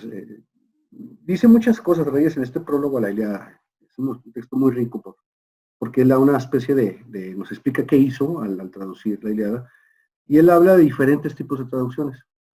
Dice, hay una traducción que muestra una verdad filológica. Y él dice, esas son muy buenas traducciones, sobre todo cuando se está tratando de aprender un idioma, ¿no? Dice, cuando hay una especie de postura en la lectura de un aprendizaje de lenguas muertas, ¿no? Él habla o de lenguas clásicas. Pero dice Alfonso Reyes, mi Homero puede ser citado para fines de la historia de Grecia, de la filosofía griega o de literatura griega. Es una traducción literaria, no una traducción filológica. Dice, no que la traducción filológica sea mala, sirve mucho, dice, me serví de ella. Entonces, el ejercicio hermenéutico, el ejercicio filológico siempre son previos a la traducción. Es decir, es la primera parte, la primera mitad de toda esta reconstrucción. La segunda parte, que tiene que ver con la parte recreativa, pues es la que les hablaba al final, ¿no? Que hablamos que tiene que haber ejercicio de soltar la pluma para encontrar opciones. Pero sí. Yo diría que, y me arriesgo mucho, porque tenemos un compañero en Chihuahua que es filólogo y yo le tengo más fe a la hermenéutica que a la filología, incluso a la lingüística, ¿no? A muchas manifestaciones, muchas corrientes de la lingüística que les creo más que a la filología, pero es otra disciplina que contribuye. ¿Nos queda tiempo para más preguntas? Sí, unos minutos, pero bueno, yo aquí quizás suene un poco como, aquí este término, traducción filológico, ¿se refiere a qué exactamente? ¿Como literal? Porque lo relaciona al aprendizaje de lenguas o enseñanza de lenguas como un método gramatical, de repente pensé, una traducción literal, o qué elementos lo harían filológico con respecto a otro tipo de traducción, nada más como para aclarar. Claro. En gran medida lo que se alcanza, bueno, y aquí es una interpretación la que estoy haciendo del texto de Reyesiano, pero sí, él lo que da a entender es que son traducciones muy palabra por palabra y con mucha riqueza de investigación con notas al pie. Entonces él dice, esas traducciones informan mucho, pero no son literatura para leer como una literatura, como un ejercicio estético, ¿no? Y siendo muy griego, Reyes, pues le apuesta a la catarsis y todas esas cosas clásicas, ¿no? Dice, no, mi Homero es ese de la literatura del goce estético, a diferencia de la filológica. Como el texto un tanto ajeno, ¿no? A la época del lector, por eso tiene que explicar mucho. Exacto. Las notas, ok, ya, gracias. A mí me gusta, perdón, mucho de cómo dice George Steiner a la nota al pie, ¿no? Dice el aparato ortopédico de la nota al pie. Y es que es incomodísimo, pero pues te ayuda a moverte. Pues es que en mi experiencia, las grandes traducciones, los grandes libros son también los grandes libros de las grandes traducciones. Yo siempre comento que mis grandes libros pues son las traducciones de Pitol, por ejemplo, ¿no? La del corazón de las tinieblas, por ejemplo, yo no hubiera llegado al corazón de las tinieblas si no hubiera sido con la traducción de Sergio Pitoles. Hubiera estado perdida, ¿no? Entonces, y así como esas, pues muchas otras, ¿no? Entonces creo que, pero esa no es una traducción filológica, ¿no? En lo absoluto, ¿no? Ahí creo que ese es un buen ejemplo, ¿no? Entonces, bueno, pues, pues nuevamente agradecerles, no sé si haya alguna otra pregunta y agradecerles otra vez sus comentarios, su presencia. La asistencia. La asistencia de todos. Estoy poniendo el link, perdón. La doctora les va a dar una información sobre... El link, se nos estaba olvidando el link de registro de asistencia, pero mientras lo toman, aquí hay otra pregunta. Ah, sí, hay otra pregunta. Dice, las traducciones filológicas sacrifican mucho de la obra literaria, por ejemplo, en poesía. Definitivamente, ¿no? No sé, pero yo leo mucha poesía, la leo como, tanto como ejercicio académico como lectura de placer, y yo creo que leer la traducción filológica de poesía, pues le quita todo el placer a la lectura de poesía, ¿no? Se vuelve otra cosa. No creo que haya una lectura de placer con una traducción filológica. Le extrae todo, creo yo. Aunque bueno, pues no sé cuál traducción filológica es de placer. Yo creo que tiene otros fines, ¿no? Fines académicos, fines de aprendizaje, didáctico, no sé, pero no. no el fin original de la obra literaria.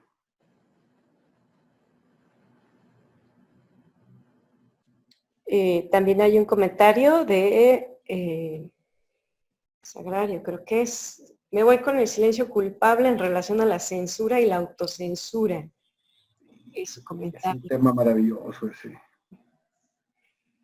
Yo creo que ese tema valdría una sola conferencia porque es bastante complejo, ¿no? A mí me pareció que había mucho que decir y había mucho que decir respecto a esa literatura de la que se habló, ¿no? Y a toda la violencia pues reciente, ¿no? Bueno, con reciente me refiero a los últimos 50 años, ¿no?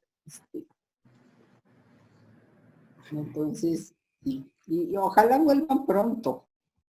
Yo sería lo que les pediría, ¿no? Para terminar, para continuar con este diálogo. Por Bueno, supuesto que sí. no sé qué, si quieras cerrar la sesión, doctora. Bueno, pues yo agradeciendo a los tres sus ideas, su conocimiento, porque pues nos vienen aquí a hablar de un tema muy importante, ¿no? Para la interpretación en las lecturas, como lectores o como traductores enfrentándonos.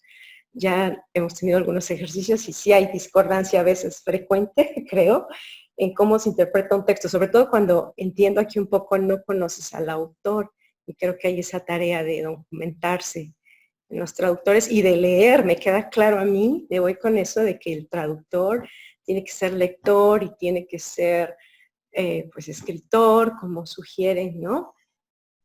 Y estar abierto quizás a ideas, estos otros, ¿no? Otras voces y que a lo mejor no concuerdan con las de uno. Entonces, creo que eso es lo que yo aprendí de este seminario y les agradezco muchísimo haber aceptado, pues, tender puentes con el norte, ¿no? Que no haya censura en el sentido de aquí la cuestión en la que nos dedicamos, sino al contrario, que haya diálogo. Creo que también de eso hablaba Beuchot, ¿no?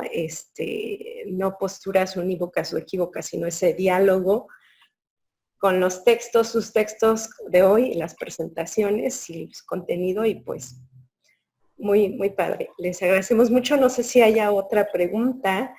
El link para la asistencia ya lo puse aquí en el chat, búscalo en los comentarios arribita, lo acabo de pegar. Y pues entonces agradezco mucho que hayan participado, muy interesante, que no sea la última vez. Vamos a tener a seguir con el seminario de posgrado, los coloquios que también tenemos en el tercer y cuarto semestre. Y pues bienvenidos a través del doctor Hervey a la colaboración con el NAP también, con los colegas del núcleo académico de la maestría, y que no sea la última vez que están por aquí. Y la presentación se va a poner en el canal en YouTube. Y pues si hay preguntas o comentarios también se los pasamos después si algo surge. El link lo vamos a pegar de nuevo. Pero bueno, es lo que yo tengo que decir de mi parte. No sé si alguien más quiera comentar. Yo voy aquí a exponer al compañero Irán como líder del cuerpo académico, si quiere dirigir unas palabras de despedida. No, pues muchas gracias, vas a ver, muchas gracias a las maestras por la invitación, ¿verdad? Por supuesto que sí, también nosotros estamos buscando estos puentes, ¿verdad? Estos lazos de comunicación y de diálogo. Ahí yo le estaba comentando a Hervey una probabilidad de colaboración. Yo creo que ya después más a detalle él les podría comentar. Muchísimas gracias por brindarnos este espacio a todos y esperemos que sí, poder en el futuro colaborar más seguido de estos temas tan interesantes y a los presentes, ¿verdad? Gracias por estar aquí escuchándonos. Un abrazo. Sí, todo un éxito, 53, 54 personas en este primer seminario y bueno, esperemos se mantenga. Sigan, por favor, pendientes de las fechas, no se olviden de las siguientes presentaciones.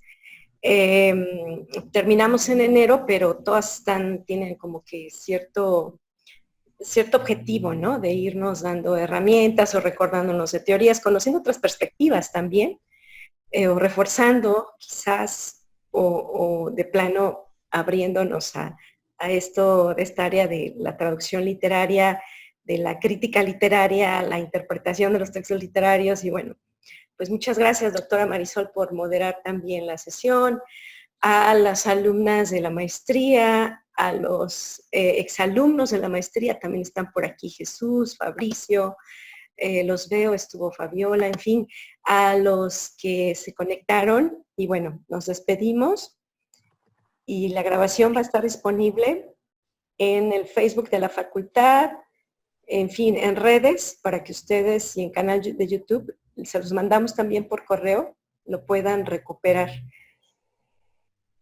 Muchísimas gracias entonces, buenas noches. Buenas noches, hasta luego, hasta pronto. Bye.